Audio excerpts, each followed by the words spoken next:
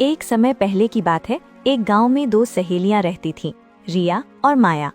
माया बहुत ही सुंदर थी, इस वजह से उसका विवाह एक अमीर घर में हो गया, और रिया थोड़ी कम सुंदर थी और कम पढ़ी लिखी थी, इस वजह से उसका विवाह एक लोहार के साथ हुआ। तुम ठीक से देखती नहीं हो क्या? सारा घर गंदा पड़ा है और तुम यहाँ आंगन में झाड़ू भी नहीं लगा रही हो, बस इधर उधर टहल रही हो। अच्छे से झाड़ू करो, वरना कल को तुम्हारी जगह कोई और नौकरानी रख लूंगी। मालकिन शामा के जैसा ऐसा जुल्म मत कीजिएगा। मैं यहाँ से सफाई करने के बाद सारा घर साफ कर दूंगी, क्षमा कर दीजिए मालकिन। हाँ, आ ही गई ना अपनी औकात पर। तुम नौकरों के सिर पर अगर मैं ना रहूं तो तुम लोग तो सिर के ऊपर से ही गुजर जाओगे। ज्यादा चालाकी मत दिखाओ, अभी के अभी ये साफ करो और उसके बाद घर के अंदर से भी पूरी सफाई कर देना, समझी? एक पल की भी देर नहीं होनी चाहिए। माया को अपनी खूबसूरती पर बहुत घमंड था और वो धनवान भी थी, इसलिए उसका घमंड और भी अलग स्तर पर था। इधर दूसरी तरफ रिया की दीवारों से भी गरीबी झलक रही है। एक तरफ घमंडी और धनवान सहेली है और दूसरी तरफ गरीब लेकिन खुश स्वभाव और अच्छे आचरण वाली सहेली है। सुनिए जी, आज खाने के लिए बस एक ही रोटी है, आपके लिए बना दी है। आप जल्दी से खा लें और अपने काम के लिए निकल जाएं। बाजार देर से पहुंचे तो आपके हथियार बिक नहीं पाएंगे। क्या सिर्फ एक रोटी? ओह, तो अगर वो रोटी भी मैं खा लूंगा तो तुम क्या खाओगी? ना, मुझे भूख नहीं है। रोटी तुम खा लो, मैं बाजार में जो कुछ कमाऊंगा वहां से खा लूंगा। आशा है आज कुछ ना कुछ तो बिक ही जाएगा। इतना कहकर रिया का पति बाजार की ओर निकल जाता है और रिया आंखों में आंसू लिए उसे दूर तक देखती रहती है। हे ऊपर वाले, आज मेरा पति घर से कुछ खाए बिना ही चला गया है। बस इतनी कृपा कर देना कि आज मेरे पति के कुछ हथियार बिक जाएं, ताकि वो और मैं पेट भरकर खाना तो खा सकें। रिया और माया दोनों के घर करीब करीब ही थे। यही वजह थी कि माया जब भी कभी रिया के घर के सामने से गुजरती तो उसका मजाक बनाना कभी नहीं भूलती। आज भी जब माया रिया के घर के पास से गुजरी तो उसने वही घमंड भरा व्यवहार दिखाया। अरे कितनी गंदी जगह रहती हो तुम। तौबा तौबा, यहाँ आना भी किसी सजा से कम नहीं है। कैसे रह लेती हो तुम यहाँ? टूटी फूटी झोपड़ी और ऊपर से गाय के गोबर की बदबू। उफ। वो ये बात तो सही है, ये जगह तुम्हारे लायक नहीं है। यहाँ तो बस हम गरीब ही रह सकते हैं। तुम खड़ी क्यों हो? आओ बैठो। उफ रिया, नहीं, यहाँ तो तुम्हारी बदबू में सांस लेना भी मुश्किल है। कोई यहाँ बैठ सकता है क्या? ऊपर से ये टूटी फूटी झोपड़ी। उफ तौबा, हम दोनों एक साथ पले बढ़े थे और आज देखो कहाँ तुम्हारा भाग्य और कहाँ मेरा। सब किस्मत का खेल है। अब ऊपर वाले ने मेरे भाग्य में जो भी लिखा है उसे काटना तो पड़ेगा ही। उफ तौबा, तुम तो शुरू से ही गवार थी, तभी तो ये सब तुम्हारे साथ हुआ। अच्छा, इन सब बातों को छोड़ो, मैं यहाँ किसी काम से आई थी। वो ना, मैं माँ बनने वाली हूँ तो मुझे एक नौकरानी की जरूरत है। क्या तुम मेरे घर में काम करोगी? मैं तुम्हें अच्छी पगार दूंगी। ये तो बहुत अच्छी खबर है, मैं भी माँ बनने वाली हूँ। ठीक है ती, तुम्हें अगर काम में मदद की जरूरत होगी तो मैं अपने पति से पूछकर तुम्हें बता दूंगी। एक तो तुम गरीब लोगों के नखरे ही बहुत होते हैं। तुम लोगों की जब कोई मदद करना चाहता है ना तो तुम लोग ज्यादा ही सर पर चढ़ जाते हो। खैर, अपने पति से पूछ लेना और फिर काम पर आ जाना। इतना कहकर माया वहां से चली जाती है और रिया उसे हसरत भरी निगाहों से देखती रहती है। शाम को जब रिया का पति घर आता है तो रिया अपने पति को बताती है। सुनिए जी, आपसे कुछ महत्वपूर्ण विषय पर बात करनी थी। आज मेरी सहेली माया हमारे घर आई थी। अच्छा, कौन सी? वही तुम्हारी अमीर सहेली जो इस गांव के कलेक्टर की पत्नी है? तुम उसी की बात कर रही हो ना, जिसके आगे पूरा गांव सिर झुकाकर चलता है? हाँ वही। दरअसल बात यह है कि वो आज हमारे घर किसी काम से आई थी। क्या बात कर रहे हो? हम जैसे गरीब लोगों के घर अमीरों का क्या काम पे जाना है? वो चाहती है कि मैं उसके घर काम करूं, जैसे झाड़ू पोछा बर्तन। कह रही थी कि बहुत अच्छी पगार भी दूंगी। सुनिए ना जी, मैं क्या कहती हूँ, आप कहो तो मैं अगर अपनी सहेली के घर काम कर लूंगी तो आपके हाथ बटा लूंगी और कुछ पैसे आ जाएंगे। घर में तो हम भी अच्छा खाना खा सकेंगे। रिया, अब तुम दूसरों के घरों में काम करोगी? क्या मैं सच में मर गया हूँ? मेरे जीते जी तुम्हें किसी के सामने हाथ फैलाने की जरूरत नहीं है। तुम जानती हो वो सहेली हर पल तुम्हें नीचा दिखाती है, ताना मारती है, तुम्हारे दुख पर हंसती है। जरा सोचो उसके घर में तुम्हारे साथ क्या क्या करेगी। हर कदम पर अपमान, हर बात पर जिल्लत। मैं ये सहन नहीं कर सकता। नहीं जी, आप ऐसा मत सोचिए। मेरी सहेली ऐसी नहीं है। वो मेरी मदद करना चाहती है। उसने खुद कहा है कि वो अच्छी पगार देगी। अगर मैं उसके घर काम कर लूंगी तो आपके हाथ भी बट जाएंगे और घर की हालत भी थोड़ी संभल जाएगी। मैं किसी के आगे झुकने नहीं जा रही, बस अपने घर के लिए कर रही हूँ। ठीक है रिया, अगर तुम्हारा मन यही कहता है तो मैं मना नहीं करूंगा। अगर वो सच में मदद करना चाहती है और तुम्हें सम्मान के साथ रखेगी तो तुम वहां काम कर सकती हो। लेकिन एक बात याद रखना, अपना मान शान सबसे ऊपर है। अगर जरा भी अपमान हुआ तो तुरंत वापस आ जाना। सुबह जब हुई तो रिया माया के घर काम करने के लिए पहुंची। पहले ही दिन से माया उसके साथ बहुत बुरा सलूक करने लगी। आओ आओ, मैं तुम्हारा ही इंतजार कर रही थी। मुझे मालूम था तुम्हारा पति जब अच्छी पगार की बात सुनेगा तो तुम्हें किसी के घर नौकरानी बनने से नहीं रोकेगा। मजाक कर रही हूँ। ऐसी कोई बात नहीं है, मैं तो तुम्हारी मदद करने के लिए आई हूँ। तुम मुझे काम बता दो, क्या क्या काम करना है। माया सारा दिन उससे काम करवाती रही। पूरा घर साफ करवाया, आंगन साफ करवाया और फिर उस पर चिल्लाने लगी। तुम अभी तक बस आंगन की सफाई में ही लगी हो, घर के सारे कमरों की सफाई तो तुमने की ही नहीं है। देखो रिया, जरा दिमाग में साफ रखो। तुम यहाँ मेरी सहेली बनकर नहीं बल्कि नौकरानी बनकर आई हो, समझी? काम ढंग से और अच्छे से करो, वरना कल से यहाँ आने की कोई जरूरत नहीं है। मुझसे कोई गलती हुई है क्या? मैंने तो पूरे घर की सफाई अच्छे से कर दी है और खाना भी बना दिया है। फिर भी अगर कुछ रह गई हो तो साफ साफ बता दो। यूं बिना बात के मुझ पर गुस्सा क्यों कर रही हो? वाह वाह वाह, क्या बात है रिया। एक तो मैंने तुम पर एहसान किया है, तुम्हें अपने घर में काम पर रखा है, और ऊपर से तुम मेरे सामने जबान दराजी कर रही हो। जानती हो ना मैं कौन हूँ? मैं तुम्हारी वो सहेली नहीं हूँ, मैं इस गाँव के कलेक्टर की पत्नी हूँ। समझ लो, मेरे साथ जबान दराजी मत करना। मैं माफी चाहती हूँ मालकिन, आज से मैं पूरा ख्याल रखूंगी। मुझे समझ आ गया है कि मैं यहाँ आपकी सहेली नहीं बल्कि नौकरानी हूँ। अब से कोई गलती नहीं होगी। हाँ हाँ ठीक है, समझ आ गया है तो अच्छा है। अच्छा सुनो, मैंने कुछ बचा हुआ खाना दरवाजे के बाहर रख दिया है, ले जाना। तुम्हारे और तुम्हारे पति के काम आ जाएगा। वो क्या है ना, हमारे घर में बासी खाना नहीं खाया जाता, फेंकने से बेहतर है तुम ले जाओ। जी मालकिन, आपका बहुत बहुत धन्यवाद। अगर आज की पगार भी मिल जाती तो बड़ी मेहरबानी होती। घर में आज चूल्हा जल जाता और मेरे पति को भी थोड़ा सुकून मिल जाता। आज किस चीज की पगार? आज तो तुमने ठीक से काम ही नहीं किया। अच्छा चलो, ये देखेंगे, पगार कल ले जाना। आज बचा हुआ खाना ले जाना बस। जी मालकिन, जैसा आपको ठीक लगे। इसी तरह समय बीतता गया। रिया कभी खाना तो कभी पगार लेकर अपने घर जाती रही। थोड़ा हाल सुधरता गया। माया रिया को हर रोज बहुत जलील करती, उसे नीचा दिखाती। और फिर एक दिन, हाय रे रिया, ये क्या हो गया? अरे सत्यानाश हो गया। ये तो लड़की पैदा हो गई।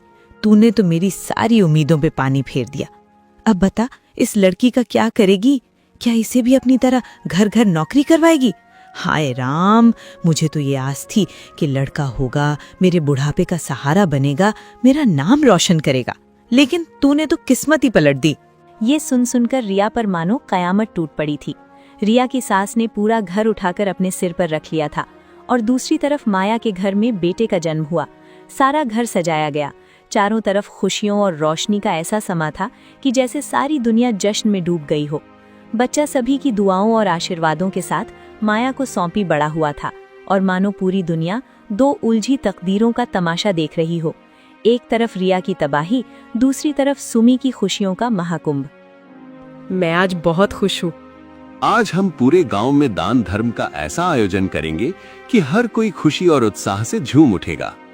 ऐसा ही किया गया। पूरे गांव में मिठाइयां बांटी गईं और खुशियां मनाई गईं। कुछ दिन बाद रिया फिर से काम पर जाने लगी और हर रोज अपनी बेटी को साथ लेकर माया के घर जाया करती थी। रिया, ये क्या, तुम इसे ऐसे ही उठा कर ले आई हो? होश में तो होना, काम करोगी या इसे संभालोगी? क्या मैं पैसे पेड़ से तोड़ कर लाती हूँ जो तुम्हें तुम्हारी खुद की बेटी को संभालने की अलग से पगार दूं? नहीं नहीं, ऐसी कोई बात नहीं है मालकिन। मैं अपनी बेटी को घर में अकेली छोड़कर कैसे छोड़ आया करूं? मैं उसे साथ लेकर सारा काम कर लूंगी। भले ही आप मुझे ज्यादा काम बता दें, मैं वो भी कर दूंगी। बस मुझे मेरी बेटी को अपने साथ रखने दीजिए। एक तो तुम नौकर लोगों को हर बात में विनती करने की आदत होती है। खैर, रख लो इसे अपने साथ। तुम्हारे नसीब तो वैसे ही बहुत खराब है। गरीब तो तुम थी ही, लेकिन अगर बेटे को जन्म देती तो वही तुम्हारा सहारा बनता। बेटी को जन्म दिया है तुमने, और याद रखना, ये बेटी तुम्हारे लिए सिर्फ बोझ ही बनेगी। नहीं मालकिन, ऐसा मत बोलिए। मैं आपके आगे हाथ जोड़ती हूँ मालकिन। मैं तो ऊपर वाले से विनती करती हूँ कि मेरी बेटी का भाग्य मेरे जैसा कभी ना हो। और अगर तुम्हारी बेटी का भाग्य भी तुम्हारे जैसा ही हुआ तो ये भी मेरे घर में नौकरानी बनेगी। बुरा मत मानना, वैसे मैंने सुना है कि बेटी का भाग्य अक्सर उसकी माँ जैसा ही होता है। शुभ शुभ बोलिए मालकिन। मैं तो वैसे ही गरीबी में झूल रही हूँ, लेकिन मेरी बेटी के लिए शुभ शुभ बोलिए। ऊपर वाला मेरी बेटी को रानी जैसा भाग्य देगा। आप देख लेना, मेरी बेटी रानी बनेगी, रानी।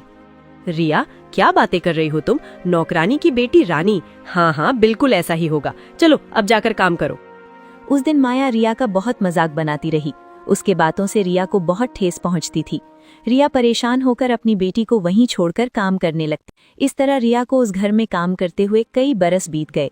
अब रिया की बेटी और माया का बेटा दोनों बड़े हो गए थे। रिया की बेटी का नाम रीना था, जिसे प्यार से सब उसे सोना कहते थे। रिया ने रीना को बहुत प्यार से पाला था और रीना देखने में तो ऐसे थी जैसे आसमान से कोई परी उतर आई हो। दूसरी तरफ माया का बेटा उसके बिल्कुल उल्टा था।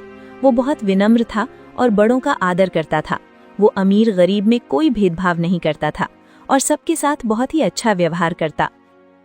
रीना, मेरी बात तो सुनो। मैंने ऐसा क्या कह दिया है? तुम क्यों इतनी नाराज हो रही हो? शिवम, ये बात मुमकिन नहीं है। तुम्हारी मम्मी हमारे विवाह के लिए कभी नहीं मानेंगी। तुम तो जानते हो सब, मेरी मम्मी आप लोगों के घर में काम करती हैं। तुम्हारी मम्मी कभी भी एक नौकरानी की बेटी के लिए नहीं मानेंगी।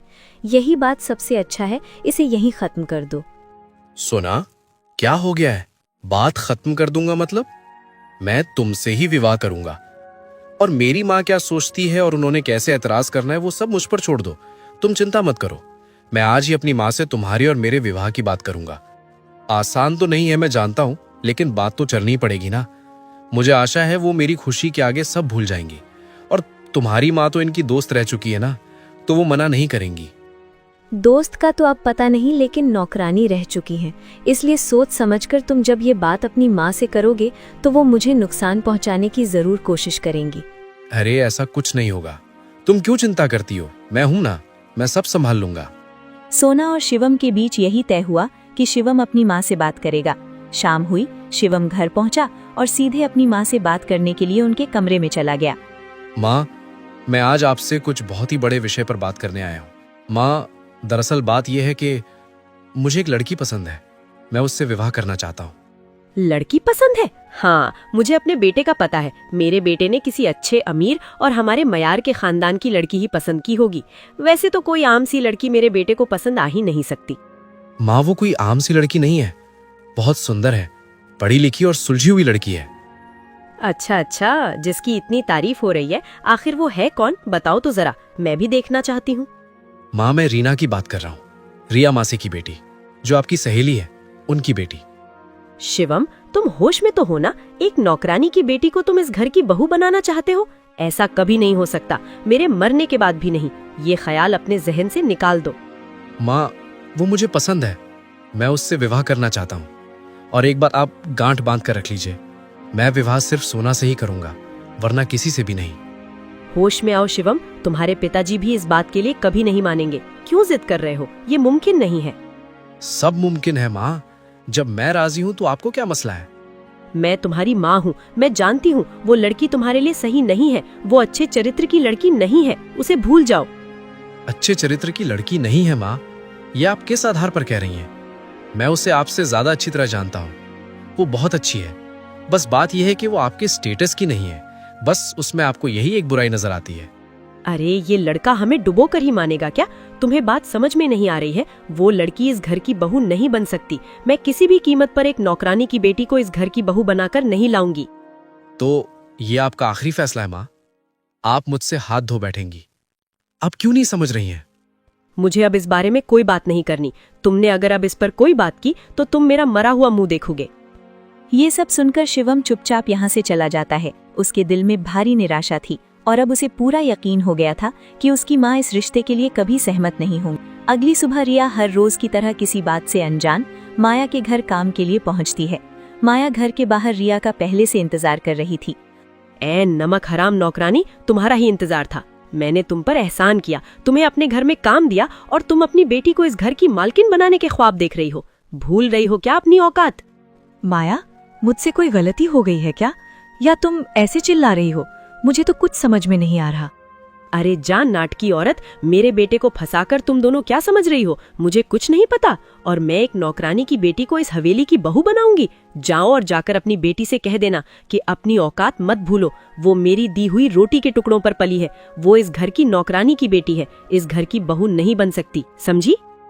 तौबा तौबा माया, आज तक मैं तुम्हारे सारे अपमान सहती रही, लेकिन आज तुम अपने हंकार में सब कुछ भूल बैठी हो। माया, इतना घमंड अच्छा नहीं होता। वे दोनों एक दूसरे को पसंद करते हैं, ये बात तुम मुझे बता रही हो। मुझे तो इस बात का जरा भी ज्ञान नहीं था। अरे नाटकी माँ बेटी, तुम अच्छी तरह जानती हो यहाँ नाटक कर रही हो। मुझे ज्ञान नहीं था तो अब हो गया है। अब अपनी औकात पर आओ और अपनी बेटी से कह देना कि उसकी औकात मेरे घर में एक नौकरानी की है, बहू की नहीं। बस माया, बस, अब और नहीं। मेरी बेटी के लिए रिश्तों की कोई कमी नहीं है कि उसे तुम्हारे घर जबरदस्ती ब्याह दिया जाए। तुमने मेरा बहुत अपमान किया है। तुम्हारा ये अहंकार तुम्हें ले डूबेगा। याद रखना, जब कोई बहुत ज्यादा हवा में उड़ने लगता है तो समझ लेना कि उसका बुरा वक्त शुरू हो गया है, और अब लगता है तुम्हारा भी बुरा वक्त आने वाला है।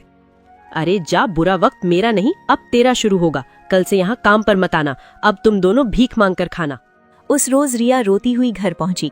उसने जब अपनी बेटी को ये सारी बातें बताईं, तब उसकी बेटी ने सोच लिया था कि वो अपनी माँ के अपमान का बदला जरूर लेगी। अगले रोज सोना ने शिवम को नदी के किनारे बुलाया, मगर शिवम बहुत शर्मिंदा था, इसलिए वो वहां पहुंच नहीं सका। तब माया परेशान, मेरी माँ को मेरी वजह से इतना अपमान सहना पड़ा।